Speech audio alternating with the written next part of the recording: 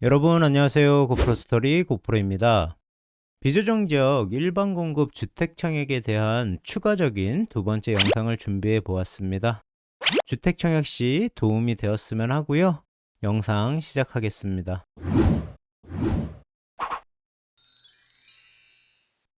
먼저 영상에서 간략하게 비조정지역 일반 공급 청약에 대해 이야기해 보았고요. 무주택기간, 부양가족수, 입주자 저축 가입 기간의 점수를 산정해서 고점자부터 당첨이 이루어지는 일반 공급 1순위 가점제 적용 기준에 대해서 이야기해 보겠습니다. 무주택 기간은 최저 0점에서 최고 32점까지 산정이 가능하시고요. 비조정지역 주택 청약 시 주택을 소유한 세대라면 0점으로 체크하시면 된다고 먼저 영상에서 말씀을 드렸었는데요. 그럼 적용 기준은 어떻게 되는지 알아보겠습니다. 무주택기간 점수 산정 시 입주자 모집공고일 현재 세대원 전원이 주택을 소유하고 있지 않으셔야 하시고요. 세대원 전원이라 하면 무주택 세대 구성원 기준입니다. 무주택 세대 구성원의 범위는 이렇게 되고요. 분양권, 입주권 등을 포함하게 됩니다.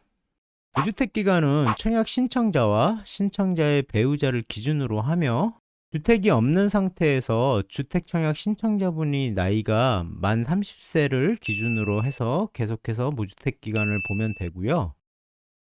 주택 청약 신청자가 만 30세 이전에 혼인을 하셨다면 혼인신고일로 등재된 날부터 무주택 기간을 보면 됩니다.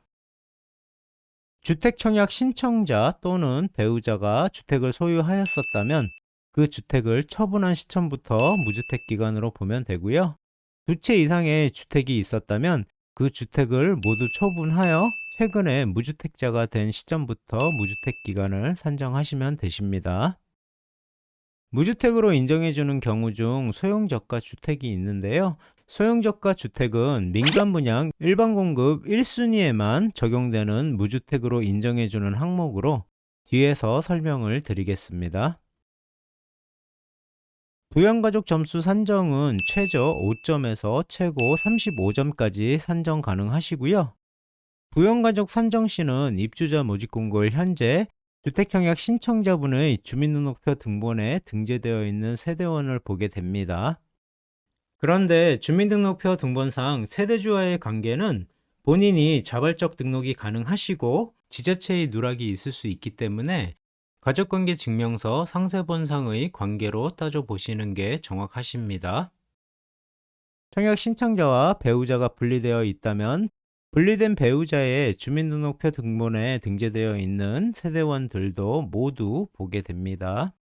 부양가족 산정 시는 세대주 여건을 따져보시고 하셔야 하시고요. 직계 비속은 상관없지만 청약 신청자분 기준 직계 존속을 부양가족으로 산정하신다면 청약 신청자분이 세대주이셔야 하시고 입주자 모집 공고일 기준 최근 3년 이상 계속해서 청약 신청자 또는 신청자의 배우자의 주민등록표 등본상 함께 등재되어 있어야 하십니다.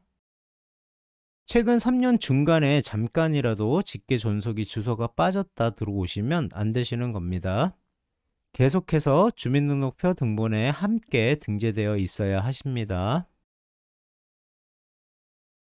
주택청약 신청자와 신청자의 배우자 기준 만 60세 이상의 직계 존속이 주택을 소유하고 있다면 무주택으로 인정해 드리지만 부양가족 산정 시는 직계 존속과 그 배우자 중 한 명이라도 주택을 소유하고 계신다면 직계 존속과 그 배우자는 부양가족에서 제외, 즉 부양가족으로 넣으실 수 없으십니다. 만 60세 이상 직계 존속의 주택을 무주택으로 인정해주는 경우는 노부모 부양 특별공급에서는 제외됩니다. 또한 외국인인 직계 존속은 부양가족으로 산정하실 수 없고요.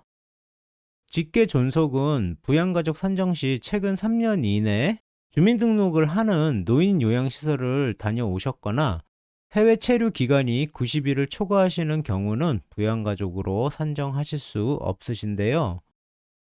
해외 체류 사실이 없다는 것을 인정받기 위해 부양가족으로 인정받으려는 직계 존속의 출입국 사실 증명서를 필히 제출해 주셔야 하십니다. 직계 비속, 즉 자녀분의 부양가족 산정 시도 주택청약 신청자분 또는 신청자의 배우자의 주민등록표 등본에 함께 등재되어 있어야 하고요.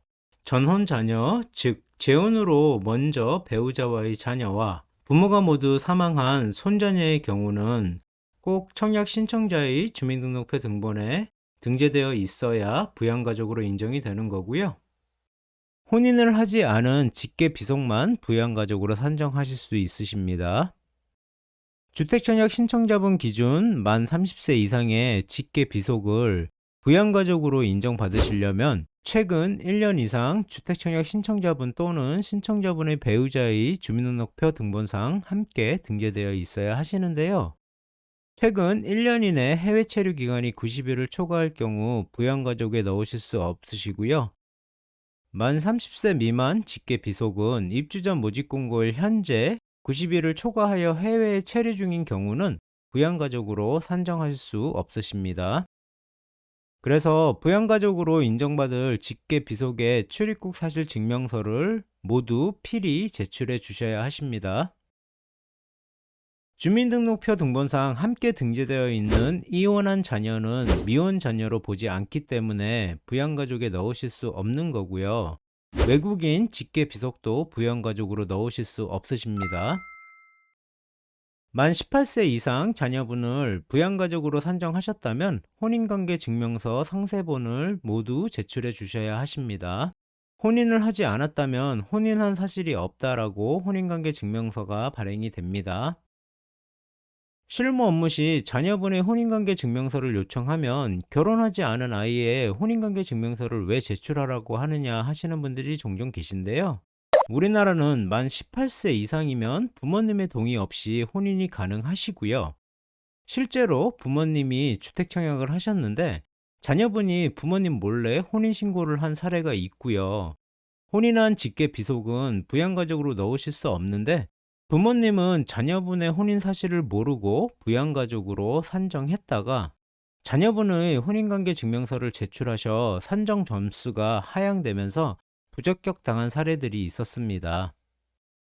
입주자 저축기간 산정은 최저 1점에서 최고 17점까지 가능하시고요.